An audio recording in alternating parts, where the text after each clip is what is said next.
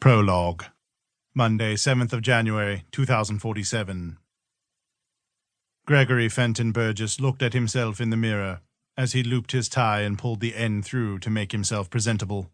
He wasn't conveniently handsome. He had always been too much of a geek for that. He had been picked on without mercy at school, made to do the other children's homework, otherwise he was kicked in the shins until he bled. All he had really wanted was to finish sitting his A-levels in peace. So why, he wondered, had he since chosen a career in teaching? It was sheer lunacy. Perhaps it had something to do with, as an adult, he had more authority to intervene in the cases of bullied students, or maybe he just had a desire to punish himself. He would never know, but today was about to start a new job as science teacher at his old school. The other teacher had been taken ill at the end of last term, so they required a supply teacher for a possible extended period of time. Only one girl, Natalie, had ever intervened on his behalf.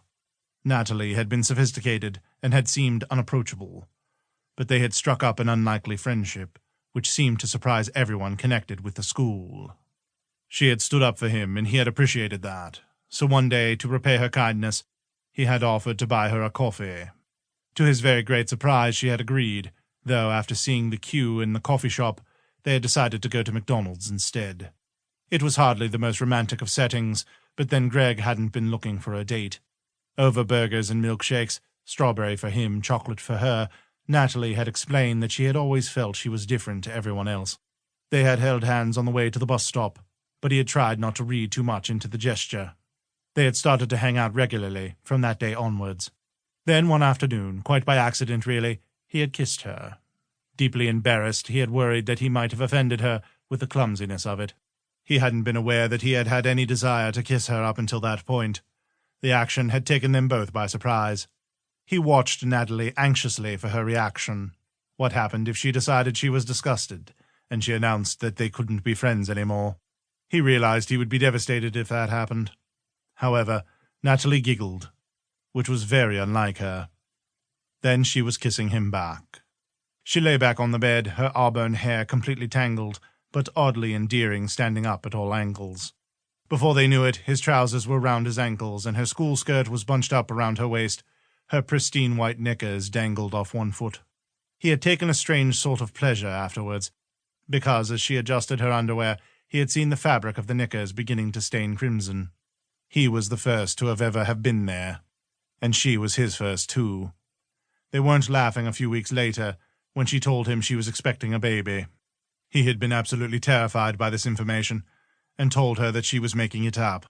And even if she wasn't, it could be anyone's, because if she could drop her knickers so easily for him, then she could have been doing it with anyone at all.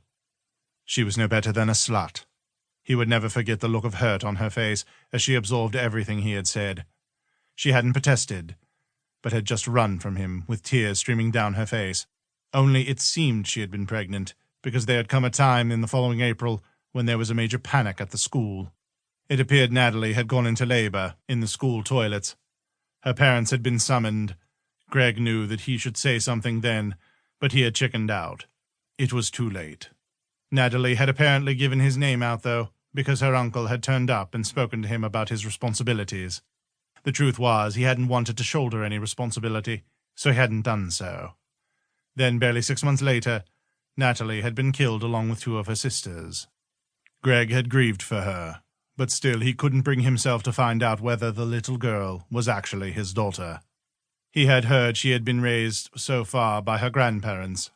He had run as far away as humanly possible, as fast as possible, but now he was going back.